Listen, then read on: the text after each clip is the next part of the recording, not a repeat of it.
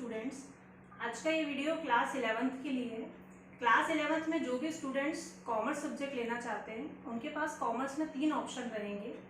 या तो वो कॉमर्स प्लस मैथ्स ले सकते हैं, या कॉमर्स प्लस इकोनॉमिक्स, या फिर कॉमर्स प्लस आईटी। तो अगर वो कॉमर्स प्लस आईटी लेना चाहते हैं तो ये वीडियो उन लोगों के लिए है।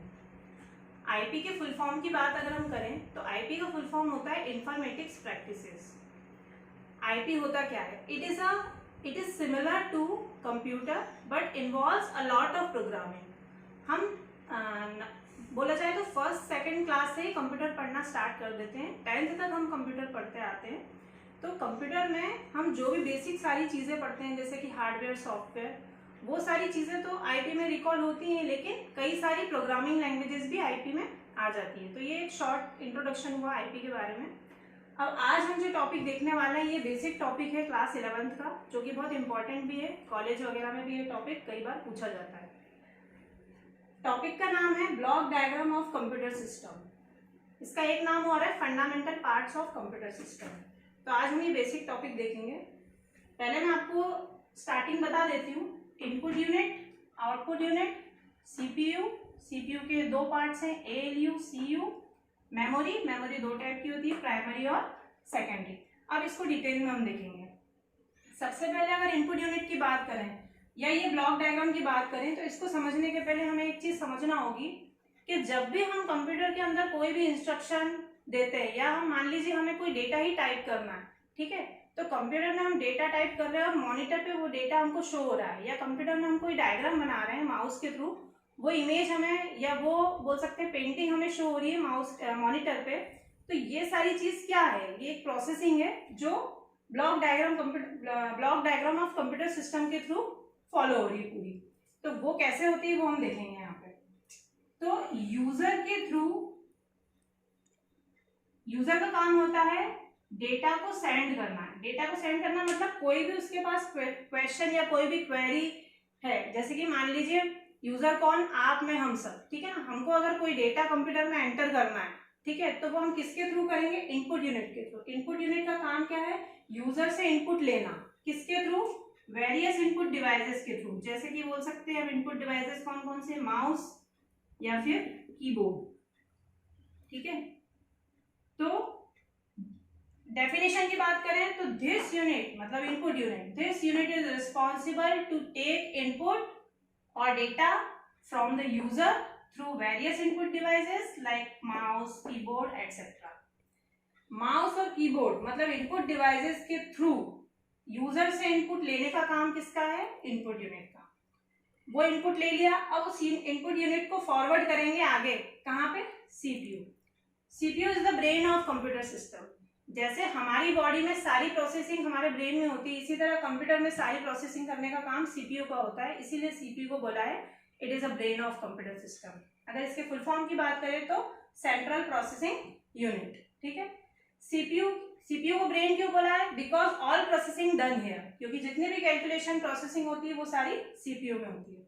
सीपीयू के दो पार्ट्स हैं, एएलयू और सीयू, अरिथमेटिक लॉजिक यूनिट और control unit. Arithmetic logic unit basically क्या होता है? तो आपने मैथ्स में पढ़ा होगा कि जो भी अरिथमेटिक कैलकुलेशंस होती हैं जैसे कि एडिशन, सब्ट्रैक्शन, मल्टीप्लिकेशन, डिवीजन, ठीक है, वो सारी होती है अरिथमेटिक कैलकुलेशन, है ना। जैसे दो नंबर को जोड़ना, ठीक है, या घटाना, मल्टीप्लाई, डिवाइड, ये सारी arithmetic calculation. Logical calculation greater than, less than, greater equals to, less equals to. तो जितनी भी अरिथमेटिक या लॉजिकल कैलकुलेशंस परफॉर्म होती है वो सारी परफॉर्म करने वाला कौन होता है? एएलयू।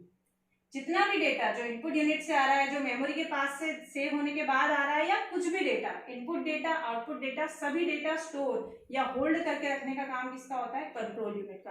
पूरे डेटा को कंट्रोल करके रखता है कंट्रोल यूनिट। फिर आती है मेमोरी की बात।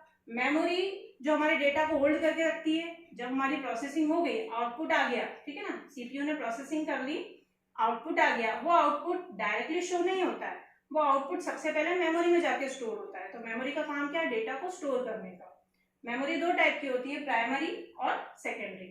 प्राइमरी मेमोरी को बोल सकते हैं हम टेम्परेरी मेमोरी, और सेकेंडरी को बोल सकते हैं परमानेंट मेमोरी। टेम्परेरी मेमोरी वो मेमोरी होती है जिसमें डेटा ऑटोमेटिकली स्टोर होता है टेम्परेरीली, ठीक है। बट अगर उसी डेटा को आपको फ्यूचर यूज के लिए सेव करना है तब आपको उसको सेव करना पड़ेगा सेकेंडरी मेमोरी में, मतलब परमानेंट मेमोरी। प्राइमरी मेमोरी मतलब क्या, जैसे कि आपने प्रोसेसिंग, मान लीजिए आपने कीबोर्ड के थ्रू कोई डेटा टाइप किया तो मॉनिटर पे आपको डेटा शो हो रहा है, ठीक है ना, तो आपको तो लग रहा है आपको आउटपुट मिल गया, ठीक है ना, बट वो आउटपुट सबसे पहले स्टोर हुआ है कहीं ना कहीं, ठीक है ना, मतलब कहाँ स्टोर हुआ है वो, प्राइमरी मेमोरी। डेटा जब प्राइमरी मेमोरी स्टोर होता है तभी आपको स्क्रीन पे शो होता है, ठीक है ना। फिर अगर उस डेटा का काम आपको सिर्फ उतनी देर का है तब आप अपनी स्क्रीन क्लोज कर देते हो और वो डेटा वहां पे खत्म हो जाता है, मतलब डिलीट हो जाता है। लेकिन अगर आपको वो डेटा फ्यूचर में यूज आने वाला है तो आप क्या करते हो, फाइल में जाते हो और उसको सेव करते हो। दैट मीन्स वो डेटा हमारा कहाँ पे स्टोर हो रहा है, सेकेंडरी मेमोरी। सेकेंडरी मेमोरी बहुत सारी हो सकती है आपकी, जैसे कि या तो अगर सिस्टम की बात करें तो सिस्टम में हार्ड डिस्क के अंदर आपका डेटा स्टोर हो सकता है, हार्ड डिस्क सेकेंडरी मेमोरी है। अगर आपने पेन ड्राइव लगाई तो पेन ड्राइव आपकी सेकेंडरी डिवाइस हो सकता है, ठीक है ना। अगर बोले हम सीडी, डीवीडी, ठीक है ना, ब्लू रे डिस्क, ये सारे होते हैं सेकेंडरी डिवाइसेज जिसमें हम डेटा को परमानेंटली स्टोर करते हैं। बट टेम्परेरी हमारे सिस्टम में डेटा कैसे स्टोर होता है, रैम या रोम में, ठीक है ना। रैम रोम में डेटा हमारा टेम्परेरी स्टोर होता है जो हमको स्क्रीन पे शो होता है, ठीक है ना। अब आती है आउटपुट यूनिट की बात। आउटपुट यूनिट का काम क्या है, तो जैसा मैंने इनपुट में बताया कि यूजर से इनपुट लेना, ठीक है ना, किसके थ्रू, इनपुट डिवाइसेस के थ्रू, और सेंड करना सीपीयू को। अब सीपीयू के पास से प्रोसेसिंग होने के बाद, मेमोरी में स्टोर होने के बाद डेटा जब आउटपुट यूनिट के पास आता है तब आउटपुट यूनिट का काम है यूजर को आउटपुट शो करने का, किसके थ्रू, आउटपुट डिवाइसेस के थ्रू, जैसे कि हमारा हुआ मॉनिटर, ठीक है, स्पीकर एटसेट्रा। मान लीजिए आपने कीबोर्ड के थ्रू कोई डेटा टाइप किया, ठीक है ना, तो यूजर ने इंस्ट्रक्शन या कोई क्वेश्चन दिया था किसको, इनपुट यूनिट के थ्रू, किसी इनपुट डिवाइसेस, इनपुट यूनिट को किसी इनपुट डिवाइसेस के थ्रू। अब उसको आउटपुट चाहिए, तब हमारा आउटपुट यूनिट क्या करेगा, उसी यूजर को आउटपुट शो करेगा, किसके थ्रू, मॉनिटर के थ्रू। मतलब वो जो डेटा टाइप किया है वो कहाँ पे शो होगा आपको, स्क्रीन के ऊपर। मान लीजिए माउस के थ्रू अगर उन्होंने कोई सॉन्ग प्ले किया, ठीक है ना, कोई सॉन्ग प्ले किया, उस सॉन्ग पे क्लिक किया, मतलब यूजर क्या कर रहा है, इनपुट दे रहा है, तब वो सॉन्ग सुनाई कहाँ देगा हमको, स्पीकर के थ्रू, क्योंकि स्पीकर क्या है, एक आउटपुट डिवाइस है, ठीक है ना। तो इनपुट यूनिट हमने क्या बोला था, दिस यूनिट टेक्स डेटा और input from the user through various input devices like mouse, keyboard etcetera. Output unit में क्या हो जाएगा, this unit show the output, या this unit responsible to show or to give the output to the user from various output devices like monitor, speaker, etc. ठीक है, तो ये हुआ हमारा input unit, CPU, output unit और memory. Secondary memory या primary memory की बात करें तो अपने आप में बहुत बड़ा टॉपिक है। इनपुट यूनिट में जितने भी इनपुट डिवाइसेस है ये अपने आप में पूरा एक चैप्टर है, आउटपुट डिवाइसेस का पूरा एक चैप्टर है, मेमोरी का पूरा एक चैप्टर है, और जितने भी सेकेंडरी डिवाइसेस हैं उनका पूरा एक चैप्टर है। ऐसे 4-5 चैप्टर कवर हो जाएंगे। पर स्टार्टिंग में एक टॉपिक है block diagram of computer system, इसको हमने बेसिक रूप में आज देखा, लेकिन इसकी जो डिटेलिंग है वो अलग अलग चैप्टर्स में है। तो स्टार्टिंग के जो 4-5 चैप्टर है वो बेसिकली इससे रिलेटेड ही होंगे, ठीक है। तो आई होप आपको आज का ये टॉपिक समझ में आया होगा।